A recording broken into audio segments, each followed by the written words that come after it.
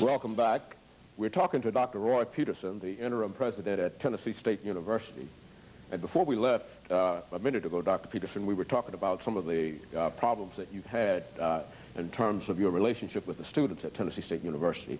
And I understand that one of the great controversies has centered around the president's house. Perhaps you would like to say something about that. Well, there isn't a heck of a lot to say. All presidents have homes. Tennessee State University is fortunate enough to have a president's home that's on campus. Early in mid-July, we looked at the president's home, and we decided at that time that there were some changes that needed to be made in the house, and we sought approval from the State Board of Regents, and we did have those renovations made. Then in late August and early September, we found out that enrollments were declining, and the state appropriation or the tuition fees declined about $1.1 million.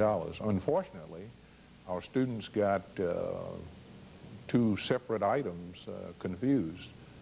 They assumed that the money that I used to renovate the president's home was money that could have been used to renovate the dormitories. And that is not the case. And we've had some difficulty explaining that to students. I guess I was warned early on when I came to the university that one of the things that gets a president into trouble is renovation of president's home, because no one seems to understand it. And it was my decision to seek approval to renovate the home, because I have a very lovely wife and a very charming daughter, both of whom have spent the year here with us. And I wanted to make sure that they were comfortable in the home, and I wanted to make sure that the home reflected our personality as much as it could, and that it was a reasonable place to host guests of the university.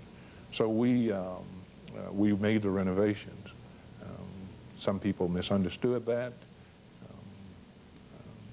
All along we knew that if I were not selected as president, that we would make some other plans with respect to the house, and so we did make those plans. And I feel comfortable that I did what should have been done. I'm leaving the university with the president's home that is in pretty good shape. It still needs some additional work on it. I would probably recommend to whoever the interim is after June 30, I would probably recommend to that person that they not renovate the house unless they want to go through what I went through.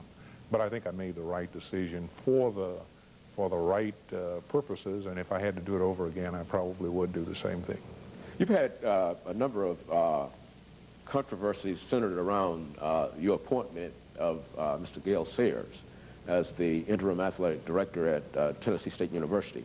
I understand the search is still going at full force now, and in view of the fact that you have indicated that you would not be willing to accept another interim situation, are you going to appoint a permanent AD between now and the end of your tenure at Tennessee State University? Well, I have all intentions of fulfilling the obligations that I assumed, and one of those obligations I assumed that was published widely was that I was going to fill key positions at the university.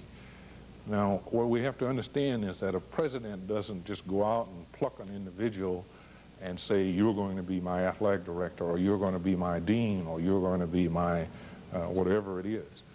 What typically happens in the university is the president appoints a committee of the university and says to that committee, go out and see if you can find the best, in this case, the best athletic director there is available.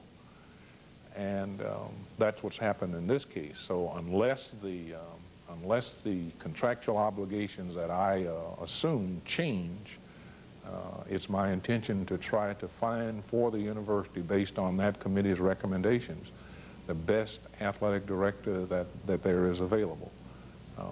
We're also looking for a dean of the university college, a dean of the School of Business, a director of the Institute of Government, and a Dean of Arts and Sciences. And each one of those searches is, each is being headed by people who have been at the university for a very long period of time. So it's not just Roy Peterson who's carrying out the searches and making recommendations. It's the university, and that's what I meant in my State of the University address when I said the search has been halted, not the university. Now, I think I ought to mention the importance of those searches occurring. University may be able to get along without a president for some period of time, and I hope that's the case with Tennessee State University. But the importance of deans and department heads transcends the question of a president. And so I think you need those frontline department heads and deans in position, or the university could be in dire straits. So I think those appointments need to go forward, and since the chancellor will have to accept or reject my recommendations for filling them, I intend to carry the searches to conclusion and make the recommendation on who I think should fill them. There's another question I think is